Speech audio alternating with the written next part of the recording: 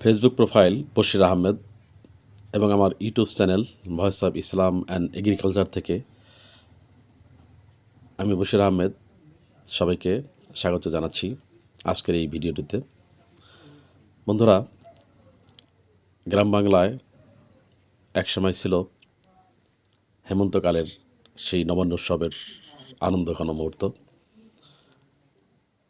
কৃষক মাঠে মাঠে সোনার ধানগুলো কাটতে যেত এবং বিভিন্ন সারি গান গেয়ে এই ধানগুলো কাটা হতো। তার ভিতরে একটি তো জনপ্রিয় রয়েছেই, যে আমার সাইজাবাই মাইজাভাই কই গেলি রে, চল যাই তর ক্ষেতের ধান কাটিতে, কাটিব পাকা ধান আনন্দে রাখবো পান।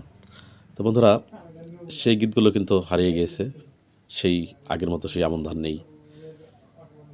এখন তার জায়গা দখল করে নিয়েছে ইরি নামক বিভিন্ন প্রজাতির হাইব্রিড ধান। তো আজকের ভিডিওতে এই সেই বড় আমন ধান কাটার একটি ভিডিও আপনাদেরকে দেখাবো, যেটা সেই আগের দিনের কথা কিছুটা হলেও মনে করে দিবে বন্ধুরা। তো তারপরেও কিছু কিছু জায়গা রয়েছে যেখানে কিন্তু এখনও সেই আমন ধান হয়, বা যদিও ফলন একটু কম। চলুন বন্ধুরা, ধান কাটা দেখব। তো দেখতে পাচ্ছেন, আমি নিজেই সেই ধান কাটায় অংশ নিয়েছি, আমাদের ফ্যামিলির কিছু লোকজন সহ। আসলে একটা আনন্দঘন মুহূর্ত, এটা একটা আনন্দঘন পরিবেশ। যারা আমরা কৃষক, তাদের কাছে কিন্তু অরিজিনালি বা সত্যি কথা বলতে কি, এটা আমার কাছে তো অত্যন্ত আনন্দের একটা বিষয়, যে নিজের ধান নিজে কাটা এবং সবার সাথে, আসলে ফ্যামিলির সবার সাথে মিশে এই ধানগুলো কাটা। এটা অত্যন্ত ভালো লাগার একটা বিষয়, যা সেই অতীতের হেমন্তকাল বা নবান্ন উৎসবকে মনে করিয়ে দেয়। আগের দিনে বন্ধুরা বিভিন্ন জাতের আমন ধান পাওয়া যেত, বিভিন্ন আউশ ধান পাওয়া যেত। আউশ ধানের ভিতরে বিভিন্ন জাত ছিল, যে জাতের কথা না বললেই নয়, যেটা আমার ছোটোবেলায় আমি দেখেছি। যে আমার বাসায় যে আউশ ধানগুলো ছিল, তার ভিতরে ছিল কালামানিক, পরাঙ্গি।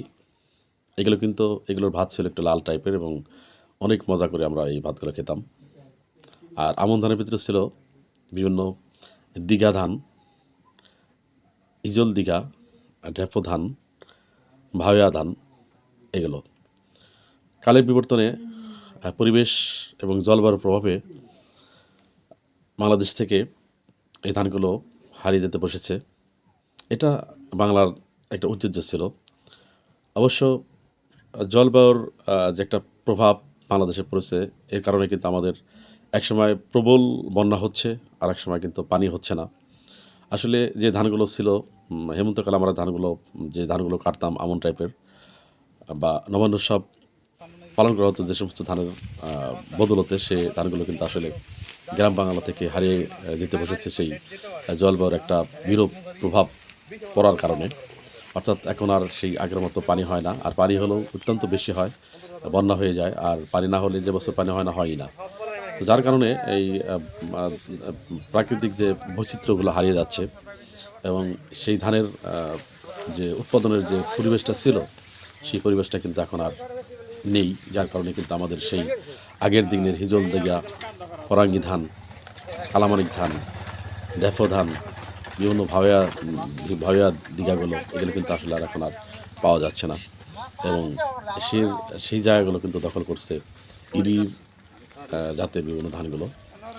তো বন্ধুরা, আমি গ্রাম বাংলার বিভিন্ন বিষয় নিয়ে এবং আধুনিক কৃষিকাজ নিয়ে বিভিন্ন ধরনের ভিডিও করে থাকি আমার YouTube channel voice of Islam and agriculture.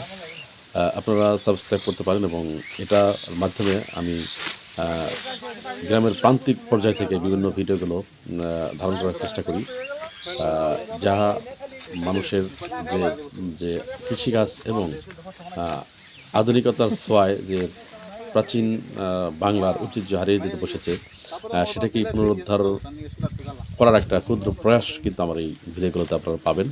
আমার ফেসবুক প্রোফাইল বশির আহমেদ এবং আমার YouTube channel voice of Islam and agriculture.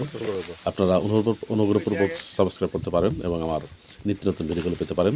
তো ধন্যবাদ বন্ধুরা এই ভিডিওটি দেখার জন্য। ভালো থাকবেন সবাই। আল্লাহ হাফেজ। আসসালামু আলাইকুম।